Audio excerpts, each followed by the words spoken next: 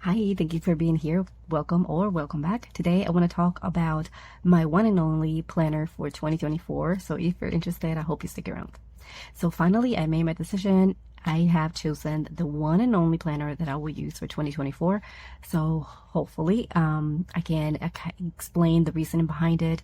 I did do a series of videos on me trying different setups and different approaches to help me make my decision for the year, and that actually was very helpful. I discovered a lot of things anyways through that process. So yeah, let's chat about it. First of all, the planner that I chose is the Wonderland 222. This is the full all-in-one planner notebook. It has the monthlies, weeklies, dailies, and it has a few extra pages there, a few trackers, a few setups that actually sold it to me. I have this clear cover that I have been trying to stretch. I know that someone told me that if I do if I heat it up with like the blow dryer or something, it kind of stretches a little. I have been trying to do that. It's just taking a little longer, and but anyways, it's part of it. I did added this string in here just by poking a hole right there, like kind of eyeballing it at the center and adding a string to create like a closure, only because I have been enjoying using clear covers so I can put stickers on it. I just think it's I don't know, it just makes it fun. So anyways, so I chose this one. It was actually unexpected. I just saw it that somebody posted it for sale, and I wanted to compare it to the common planner, all-in-one planner, and I waited to receive both, and then I weighed my options. Actually, I even did a quick spread out back here, talking about it and the reasoning why I wanted to compare the two of them, and then I did a pros and cons for each planner. So the Wonderland 222, what I liked about it, some of the things I think I then discovered that I like more, but so far I have this list of things that I like about it and things that I didn't like about it, versus the common planner, all-in-one planner. The same thing, what I liked about it and what I didn't like. So basically what sold me again was the flexibility of having sort of like a system or a preset sort of system in place, but also the ability to customize it to my own. And that's something that you can still do with the common planner anyways, but it's a little bit more constricted because it's more precise for what it is that it has, right? So the only extra spreads that it had is the goal spreads, which is something that I truly like, but it doesn't mean that I cannot make it myself, right? The gold edges, I just love those, and the cover was perfect. I actually did a comparison video between the both and talked about it, showing both of them. So I will link that video above in the cards and in the description in case you want to go and take a look at both at the same time. But yeah, this is kind of like the process I did before. Actually, well, this is the last process I did. Before this, I did like my testing. So I tested a few pages on my paper chest notebook that I said at some point that I wanted to use as my bullet journal, hybrid planner, everything catch-all. But I decided that it's just not the size that I want to use for like for everything. So I tested that. Then I also tested the Sterling Ink week size notebook, same way, and the same results. I just discovered that I was more into the A5 size, and that could be because of the cousin. It just kind of brought back the I don't know, all the space and the ability for you to just customize your pages and stuff like that. So and yeah, anyways, and then so let me just show you what I said I liked about this one. I'm gonna leave this one open in here just in case if I can find it again. All right, here you go. So I guess that between this one and the common planner, you have the monthlies, the weeklies are set up similar. So you got the timing, the differences here, that is this military time, and the divisions that are kind of preset for you. But they are very subtle, so you can either use them or not. So it's not like you have to use them. And so I like this one. I like that you have the setup with the monthly overview and the weeklies in between. I think that's one of the reasons I really went for this one. I love the pages of the Common Planner though. There's something about it, this minimal look to it, and it just kind of makes it more, the golden edges and everything, it just makes the planner feel a little bit more, luxurious, I guess, than this one. This one, it's more serious, I guess, more classic looking, but the setup, it's what needed to work for me anyways, if it was going to be my one and only planner. So also like that it has moons and it has plenty of space. It uses the entire space for planning, whereas the Common Planner, I believe it's about here, so you have like a little space at the bottom and on the side, which again, it's not necessarily a deal breaker, but if you or in my case, I outweighed all the pros and cons and I just had to go with this one. And then the other thing that was very interesting to me is the trackers section. It's perfect. You already know that I love trackers. I have been using trackers forever, and I am a true believer that trackers make all the difference in your routine and you becoming that person that you want to be, that version of yourself that you want to be, by incorporating new habits in your life or your daily activities and stuff like that, right? Or tracking new things, or be more mindful about things that you do or don't do, or stuff like that. So as you can see, I use trackers all the time. I track different things. Some weeks I just kind of track the same thing over and over, and then some other weeks I just switch them around and add new things, like new hobbies and things that I want to keep in mind. For example, mood, read, and study. That's something that I don't track all the time, but I do want to be more mindful of these things lately, so I have been including them on my tracker. So anyways, the thing is that I'm a true believer that trackers can change your life. So when I saw that it had the spread already set for you for every single month of the year, it just sold it to me. You have all the trackers together in one place. I would have put them with the monthlies, but it's fine. I guess that's again not a deal breaker, and you have plenty of space to add how many trackers you need.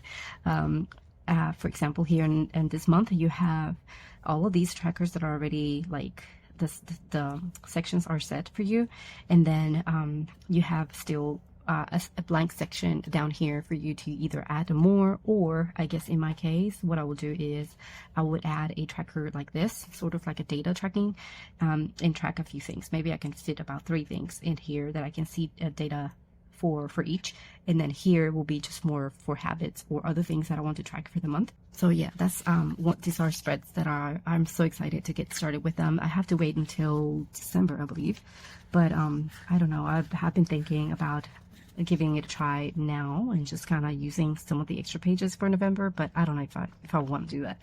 I want to actually wait. I want to see how much I can wait. The other spreads that are very exciting for me to use are the, I don't even know if these are quarter overviews, right? So the Common Planner has the quarterly overviews, but they don't have these kind of setup.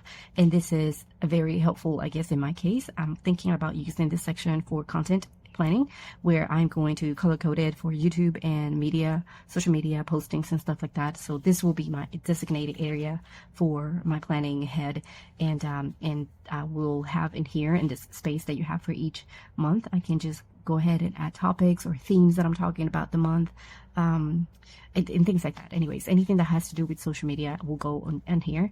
So I'm excited for that. I'm excited that I can separate it sort of from the overview, although I will definitely have reminders in here, but maybe just a calendar of content, meaning like when I want to post, and I don't know how exactly I will divide the information, or if I'm just going to duplicate it, but I just know that this is definitely what I wanted to have for social media. And then the less exciting, I guess, for me are the daily pages, only because I'm kind of used to the cousin daily pages, but the idea is that I will use them very similar in a very similar way to the way I've been using So the way I have been using, I've been using lately, I've been using it a little bit different, but for most part of 2023, I've been using it in a very similar way. So just kind of like to-dos and stuff like that for today, but also memory keeping and just thoughts about the day and what we did and stuff like that. So I would definitely do something like this. I'm hoping that I can make them feel the same way. I just truly, truly love the feeling of these dailies in the cousin. And like I said before, I like that they are dated, but I guess I can do this myself. I know it's not going to look as pretty, but at the same time, it's not necessary for me to have the date to just stay consistent, I guess. That's the idea. I think that the having the date already on the actual page helped me to stay consistent on this planner, because I just feel like I needed to fill it up, and I felt called to it. So it didn't feel like pressured or anything, but I just feel like, okay, since it says August the 6th, I want to sit here and make sure that I have my to-dos for today, and I have my notes for whatever we did or I was thinking or doing or whatever it is that happened on that day. And I just truly love that. I guess I want to say that the cousin taught me to use daily pages. So that's my idea. That's what I want to, anyways, do on these dailies in here. So I will, the idea is, anyways, that I will approach them almost the same way, hopefully. So I will have the date. It does have a space up here for the day. And so I will add the date up there. I will try to use the timeline, because that's something else that I have been trying lately, and I think it's very helpful. I actually tried it on my Sterling Ink notebook for just some testing spreads that I have been working on lately. So for example, in here, I added the time in here from the time that I got up to whatever time I had available, I guess, on the spread, on the page.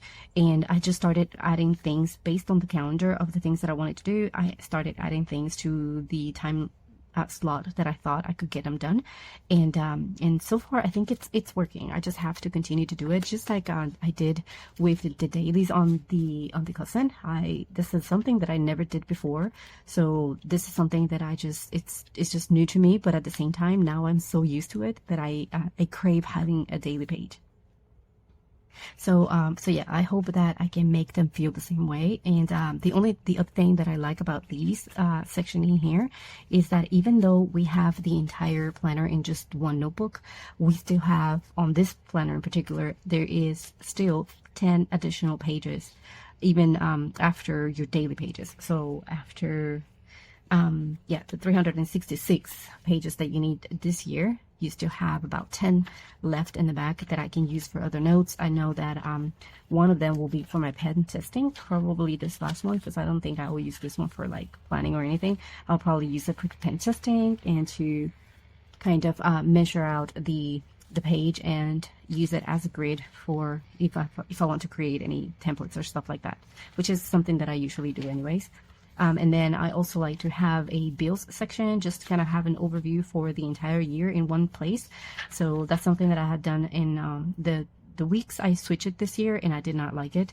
So I'm going back to my old ways of tracking my bills. So that's something that I will definitely also add in here, and I still have other pages to add other stuff. The other thing that I will do back here is I will cut out these extra pages that come in the cousin, because I didn't get to use them this year, and I know that we have 366 days this year, but I think it's fine. I think I can deal with not having that extra day. So I'm thinking that I'm going to cut this one out, take it out, and this one as well, and then use them on I am going to tip them in here and use them here. So I will use this one. Where did it go? So I will use this one for my workout. Like, I wanted to use it this year in my weeks, but I never got to it. But this year I'm committed to use it. So it's just going to be color coded depending on the workout that I do. So hopefully I will get to see it all filled in 2024. And then this one, I'm thinking about sharing it with my husband, sort of like together coming up with something meaningful that happened on a particular month, and then just doodling or writing something about it. I think that's going to be I don't know, something sweet, I guess, to do together. Not that he's gonna do it with me here, but we can talk about it, and then maybe after I can just come over here and write a little bit about it, or do a little doodle there. The other thing I'm going to share with him is the 100s list. We've been talking about this for a while now, and I said that 100 things to do, it's a bit too much for me, as you can see. So I am thinking about dividing it into 50 and 50. So I already started using this one anyways, so I will do my own kind of setup in here and just kind of have like a list of 50 things that he wants to do in 2024 and me. And then what else? I think that's pretty much it. I think I like this spread as well. I used it. This is the first time I used it anyways.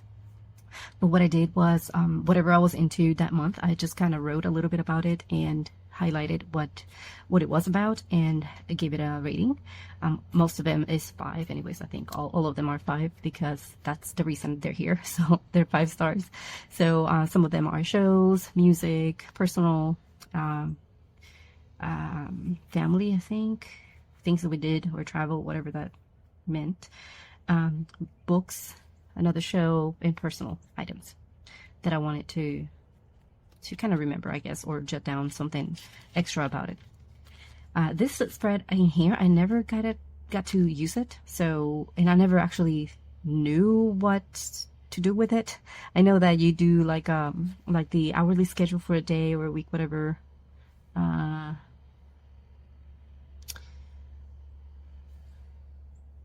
I don't even know what this actually is. So I think it's, did you guess 7 weeks? No. I have no clue. I never actually gave it too much thought. I thought it was like more of your ideal schedule sort of thing. But yeah, I never got to it. So I just going to take the ones that I didn't get to use this year because they're not dated or anything, so I can just take them with me. I know that day's missing, but still works. And then I will take the idea of the 100s list and just take it with me and do a spread there. And I'm glad that I have those extra pages there to do all of those things. So yeah, I'm excited to start using this planner for the year. I really want to kind of break into this cover so it can feel a little bit better in my hands. I do wish that the cover was more like the common planner and the edges as well, but I think that I can deal with that, and just kind of make it more fun and make it my own. The more I use it, maybe the more I will fall in love with the cover and stuff like that. Which again is not that important. It's not that important. The pages and the layouts and the setup is what is important to me, because again, this is going to be my one and only planner, so I wanted to have everything that I could possibly think of. So yeah, I just wanted to share that update with you. Hopefully I gave you some ideas on how to use it if you're planning on using the Wonderland 222, or if you have been considering, maybe my thoughts and my reasons for using it help you in some way. So yeah, thank you so much for watching, and I'll see you on the next one.